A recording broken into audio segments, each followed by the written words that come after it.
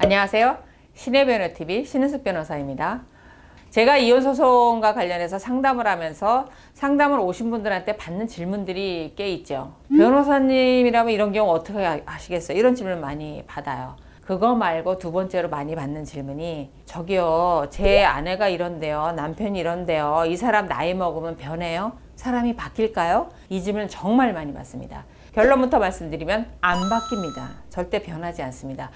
물론 이제 개가 천선이라는 사자성어가 있으니까 사람이 바뀌는 경우가 있겠죠. 하지만 없다라고 단언할 정도로 바뀌지 않는다라는 거죠. 그래서 결혼할 때 배우자를 선택함에 있어서 대단히 신중해야 된다. 그리고 내가 이런 사람이 변하지 않을 건데 참고 살아야 하는 것인가, 이런 부분에 대한 결정이 빠르면 빠를수록 좋습니다. 자녀를 보고 참고 산다라고 하지만 자녀한테 이런 나쁜 습성이 이어지게끔 배우자를 보게 해야 되는가, 이 부분과 해서 고민이 된다 그러면 아이가 어렸을 때 빨리 결단하는 게 좋죠. 이런 부분이 이제 시기적으로 빨리 결정하는 게 좋겠다라는 생각이 듭니다. 사람이 어떻게 안 변하는가, 이런 부분을 한번 생각을 해보겠습니다. 제가 몇 가지만 집어서 딱 말씀을 드리겠습니다. 일단 외도. 젊어서 한때, 물론 대부분의 외도들이 젊어서 한때예요. 제가 말하는 건 끓는 피를 타고났나라는 분들이 있어요. 며칠 전에 상담을 오셨는데 남편분이 80세세요. 80세. 80세에 아내 지인분하고 바람을 폈답니다. 아내분이 아주 미치고 넘어가세요. 그래서 응급실로 실려 가셨어요. 그러니까 젊어서부터 속색해서, 이분도 그거야, 참기를. 아유, 애들 크면 철들래나, 그 다음에 애들 결혼시키면 철들래나, 손주라면 철들래나, 칠순이라면 철들래나 했는데 80이 넘어도 그러고 산다는 겁니다. 못 고친다는 거야, 이게. 그러니까 끓는 피가 타고났나, 피에다 히탈 달고 나왔나 이해할 수가 없는데, 하여튼 이거 안 변한다라는 겁니다. 이게 이제 문제고, 또 하나가 가부장적인 태도예요.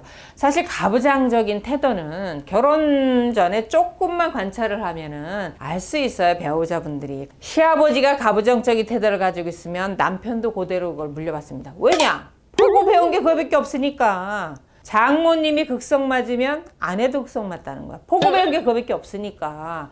그러니까 이런 태도는 사실 결혼 전에 조금만 부모님이나 지인들을 관찰하면 알 수 있는데, 이 가부장적인 태도가 어느 정도냐면 아내분을 몸종 부리듯 해요. 밥은 삼시세끼를 항상 뜨거운 밥에 새로운 반찬을 차려줘야 된다는 거예요. 제가 이제 본 사례에서는 각서를 쓰게 했어요, 아내분한테. 그게 재판부에 증거로 제출했는데, 제가 볼 땐 각서가 아니고 노예계약입니다. 노예계약. 하루에 3끼를 아침 7시, 점심 12시, 저녁 7시에 따뜻한 밥으로 차려내고, 생활비는 한 달에 120만 원만 쓰고, 그 중에서 제가 가장 가슴이 아팠던 게 뭔지 아세요? 너 죽었을 때 비석에 네 이름은 안 쓴다. 족보에 안 올린다. 이겁니다. 이게 현대판에서 남편분이 아내에게 요구해서 아내가 자필을 써서 남편한테 바쳤던 각서입니다. 그 내용 속에 너 죽어도 비석에 이름 안 올려준답니다. 왜냐? 여자라고. 이런 가부장적인 태도는 문화기 때문에 바뀌지를 않아요. 요거는 내가 볼 때 내구조가 바뀌기 전에 바뀌기 어렵다. 그 다음에 이 가부장적인 태도를 있게 한 집안 대대로가 변하기 전에는 변하기 어렵다. 그래서 상당히 어렵습니다. 그리고 아내분들을 평생 정말 비굴한 마음으로 살게 해요. 내가 무언가 정복당해서 노예로 산다라는 이런 부분에 대해서 고치기 어렵다. 그래서 저 같은 경우도 이런 가문과 결혼은 권하고 싶지 않다라는 생각이 듭니다. 그런 다음에 변하지 않는 거, 요즘 말로 한번 표현을 해볼까요? 마마보이 마마걸. 요것도 굉장히 어렵습니다. 마마보이 마마걸이 왜 문제냐면 하나나 둘밖에 없잖아요. 그러니까 너무나 사랑을 받으니까 헬리콥터 맘이라 그러잖아요. 뭐든지 가서 다 해결을 해주잖아요. 그러니까 자기 의지로 하는 게 없어요. 그러니까 보니까 얘네들이 결혼을 시켜놓으니까 정신적인 부분은 말할 것도 없고, 물건 하나 10만 원짜리를 못 사. 엄마한테 물어봐야 돼요. 이러다 보니까 결혼해서 두 사람이 결혼했는데 6명이 사는 거야. 딸은 자기 친정엄마 친정아버지가 딸의 걸 다 해주고, 이 남편 같은 경우는 시아버지 시어머니가 다 해주시는 거예요.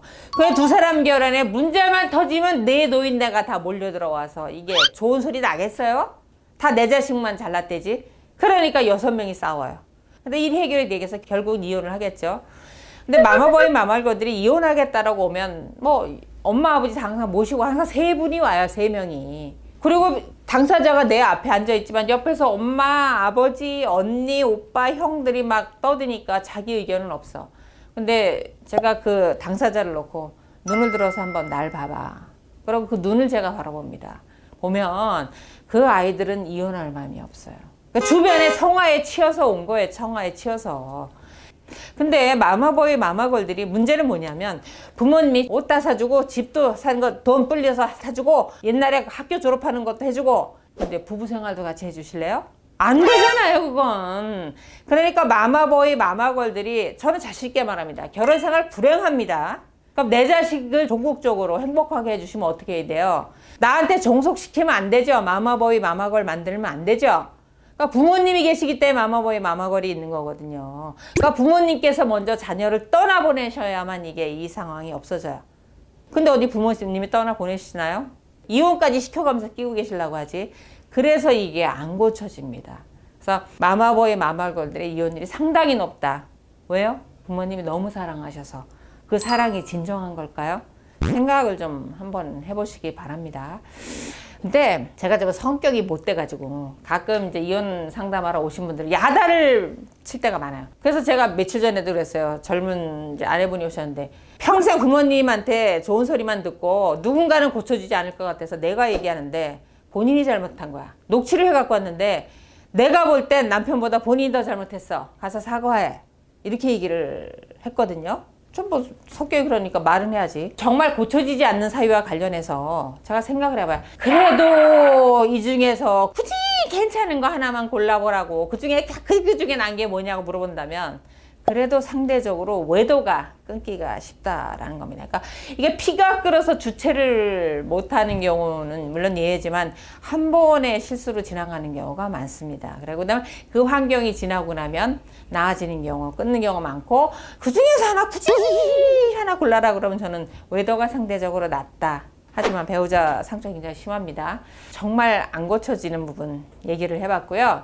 다시 한번 말씀드리지만 사람은 변하지 않습니다. 제가 보기에는 변하지 않습니다. 그래서 앞으로 결혼을 앞두고 있는 젊은 분들, 그 다음에 자녀를 결혼시키려고 앞두고 있는 분들, 사람은 변하지 않으니까 정말 결혼하기 전에 신중히 생각을 했으면 좋겠습니다. 물론 자식은 목 이득인다고 자기가 고집 부려서 뭐 결혼하는 건 막을 수는 없으나 얘기는 해줘야죠. 우리가 부모 입장에서 내가 보기에는 그 사위대래가 며느리대래가 이런 면이 있었고 나는 이런 점에 대해서 이런 생각이 있었다라고 정확히 얘기는 한번 해주셔야죠. 왜냐? 그들이 나중에 이혼할 때 아니 자기네들이 뭘 잘했다고 부모를 원망한다니까요. 그때 할 말은 있어야 되잖아요. 하긴 뭐 결혼할 때 부모가 반대하면 그 원망이 평생 가슴에 상처로 남는다고 하니까 그것도 어려운 문제긴 합니다. 근데 현명하게 잘 판단해 보시기 바랍니다. 사람은 변하지 않습니다. 오늘 영상 도움이 되셨다면 좋아요, 구독하기 눌러주시고 알림 설정도 부탁드립니다.